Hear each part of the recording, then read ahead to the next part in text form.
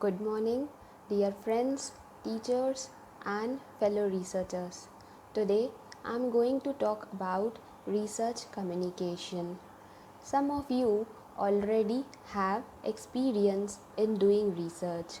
Most of you always desire to do research. PhD is one of the formal ways in conducting long standing research work. But research is not limited to PhD alone. For example, if you want to search for your next purchase for a mobile phone, you do market survey, ask your friends and relatives, check reviews online, compare various models for their features, and then arrive at a conclusion. This is also called as research work, and it may take your several days of work. More importantly, if you document this mobile research, then someone else can use your document to decide faster and in a matter of minutes. The purpose of research communication is to condense 7 days of work into a matter of 7 minutes of time. My research experience has been a fascinating journey of 7 years, which has been compressed to 200 pages of thesis, and it may be useful to you within few days or couple of weeks. So, research paper is a tool to do research communication. Now let's come to how to draft a research paper. It starts from general section, that is introduction, to more specific, that is methods and results, expanding at discussion section, and then arriving at conclusion. There are 10 parts of writing research paper. First is title. Title, it should be relevant to your research work. It should be appropriate and you must be able to justify it. Now, I request you to take a piece of paper and give a title to your 7 days of research work for mobile phones in the next 1 minute. Title could be in question format, that is, are you searching for a budgeted smartphone? Or it can be in affirmative sentence, smartphone in your affordable price. Second part is abstract. It is the most important part of your entire research paper. It is like the trailer of your research work. It gives a concise summary of your entire research paper, and it should be written in such a way that it should grab the attention of reader to read your full paper. It is drafted at the last of your research work, but it is placed at the top of your research paper. It includes introduction, methods, results, discussion, and conclusion of your research work. Third part is keywords. It includes main concepts of your research article. Normally, 4 to 8 words are written in keywords. It helps the reader to search for papers. Fourth part is introduction.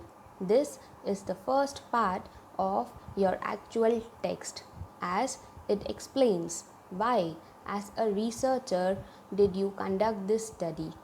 It states the problem. For example, for searching for a mobile, we find there are many models available of different companies.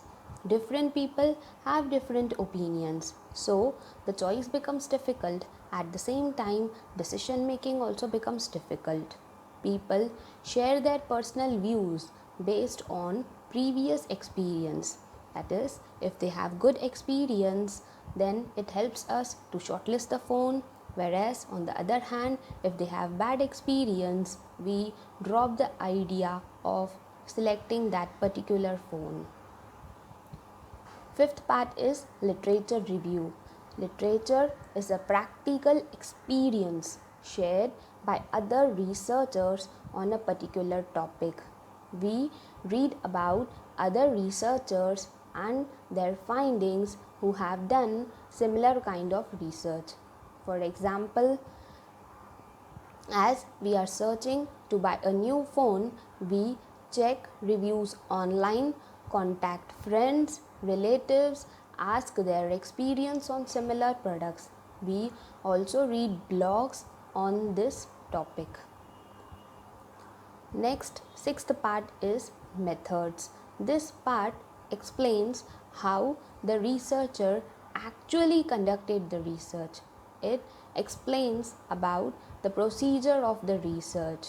Data is collected from group of participants and not from single respondent. For example, if we want to buy a new phone, we search online as well as offline methods. Online methods includes sites like Flipkart, Snapdeal, Amazon, whereas offline methods includes stores like retail outlets, mobile gallery, shopkeepers, etc. So the next part is seventh, that is results. This part explains why as a researcher exactly you found. It includes key findings, table, figures, graph and statistical analysis. For example, in this section we draw a table where we list out the user reviews, budget and other features of phone, etc.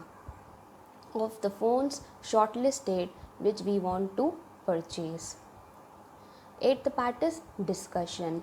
Researchers in this part discuss their findings and also give ideas for further research. For example, in this section we do comparison between different models of new phones, compare their features, price, etc. By comparing, we can select the best model to buy and at an affordable price. Ninth part is conclusion.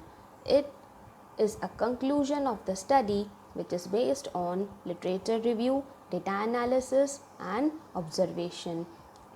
For example, here we take the final decision about the model of mobile which we want to purchase.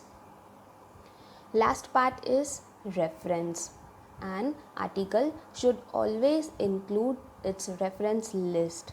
It mentions the name and number of articles, books, journals, theses which we had referred for doing our research.